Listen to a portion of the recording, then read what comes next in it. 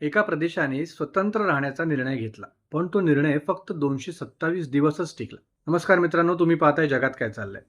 बलुचिस्तान हा फक्त पाकिस्तानमधला एक भाग नाहीये, तर इतिहासात स्वतंत्र ओळख असलेला प्रदेश आहे. ब्रिटिश काळात इथे कलात नावाचं संस्थान होतं, ज्याला पूर्णपणे भारतात मर्ज केलं नव्हतं. त्यामुळे 1947 मध्ये ब्रिटिशांनी भारतातून माघार घेतल्यानंतर कलातने स्वतःला स्वतंत्र देश घोषित केलं. पण हे स्वतंत्र फार काळ टिकलं नाही. 1948 मध्ये पाकिस्तानने स्ट्रॅटेजिक कारणामुळे हा प्रदेश आपल्या ताब्यात घेतला. कारण साधं होतं, बलुचिस्तान हा भूभाग खूप मोठा आहे, संसाधनांनी समृद्ध आणि समुद्राला लागून असल्यामुळे अत्यंत महत्त्वाचा आहे. इथूनच पुढे कॉन्फ्लिक्टला सुरुवात झाली. स्थानिक बलोच लोकांना वाटतं की त्यांच्या जमिनीवर कंट्रोल त्यांच्या हातात नाहीये. नॅचरल गॅस, मिनरल्स आणि आजच्या काळात ग्वादार पोर्ट सारखे प्रोजेक्ट हे सगळं बाहेरच्या शक्तींसाठी वापरले जातात.